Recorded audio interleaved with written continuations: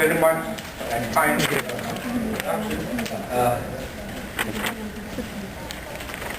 Super Handava Favor. Good afternoon, ladies and gentlemen. First of all, I'd like to thank the organizers, particularly Dr.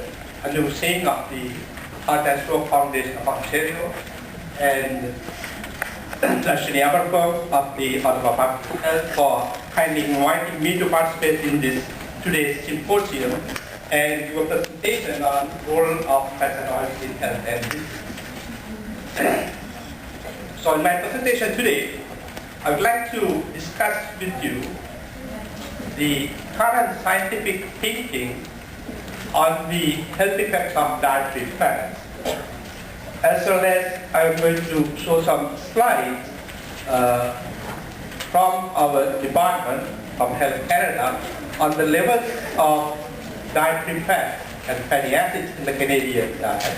And then I will show you some, again, few slides that will provide some information on the information that might be helpful for consumers in selecting foods that are high in good dietary fats. Now, fat is a really bad.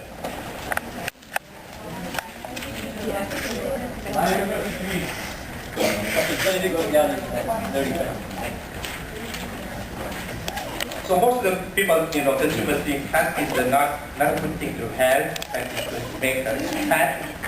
Excess fat is going to deposit in our waistline, and therefore we should be avoiding eating foods that are high in fat. This is not exactly true. You have to remember that fat plays an important role in a healthy diet. There are, of course, good fats and there are, of course, bad fats. Now, fats provide energy more efficiently than the other two sources of energy in our diet, that is carbohydrates and proteins. You take 1 gram of fat, that will provide about 9 calories of energy, whereas 1 gram of carbohydrate or protein will provide 4 calories. So in fact, it's a very compact form of energy.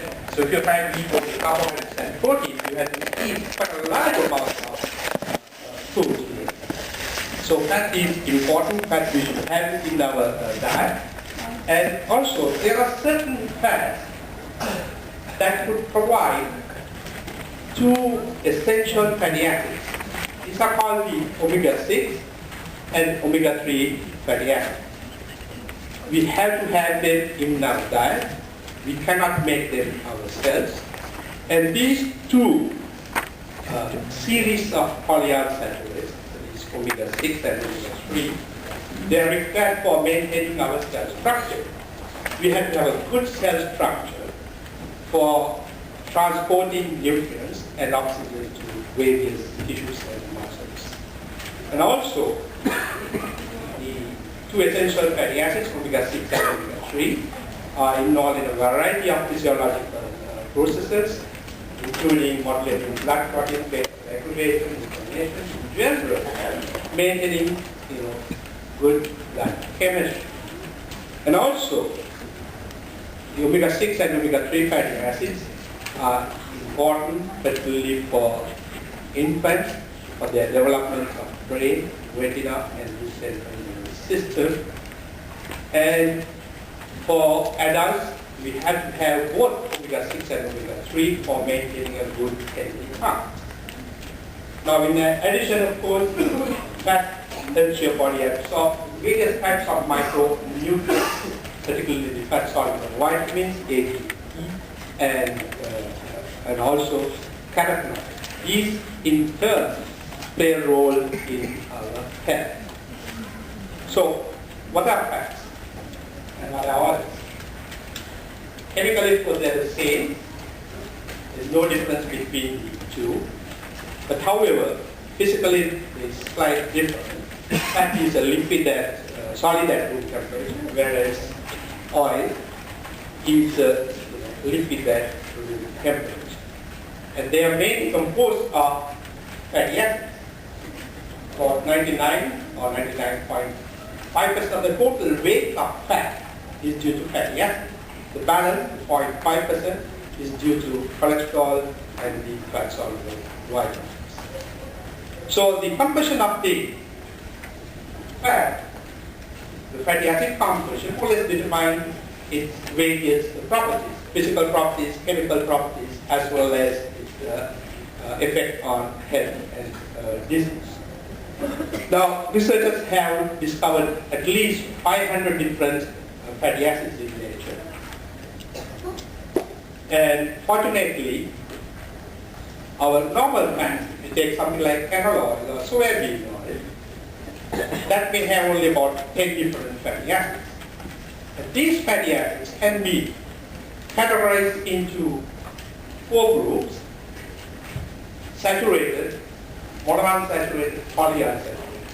That is based on the degree of unsaturation. And there is another group called trans, and that depends on the configuration of the unsaturation centers.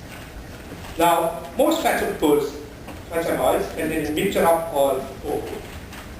And some may have higher proportion of one type of fatty acid. For example, if you take coconut oil has about 90% saturated fatty acid. So we normally categorize coconut oil as a saturated fat. Whereas soybean oil or canola oil loaded with polyunsaturated, so we categorize them as polyunsaturated fat. So now those 4 categories, from a nutritional point of view, can be categorized as good or bad fats. So what are the bad fats? Trans and saturated fats are the bad fats.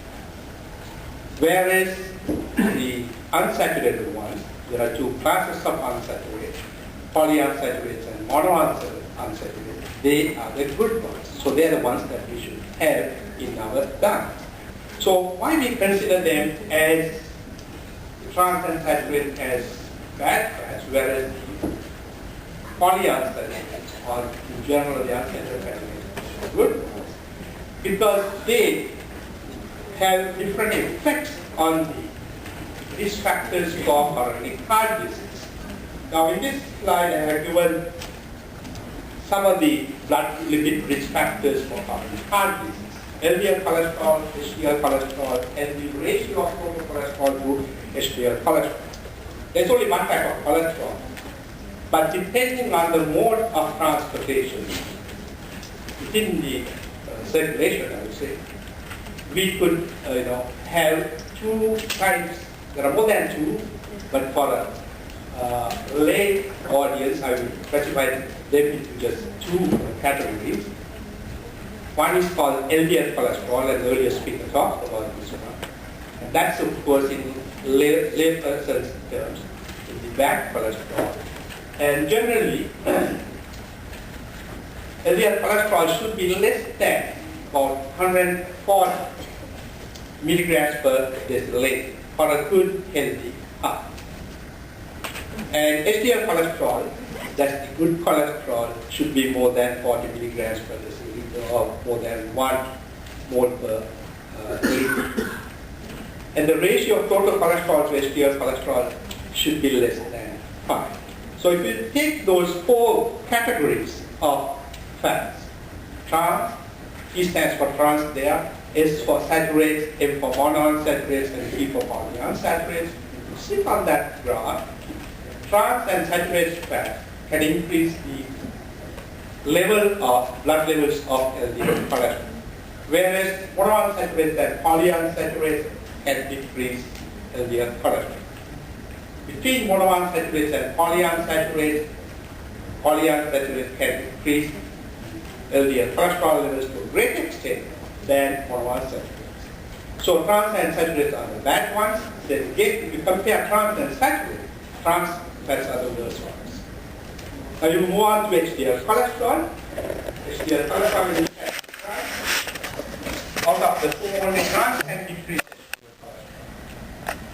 Whereas the other 3 categories, saturated,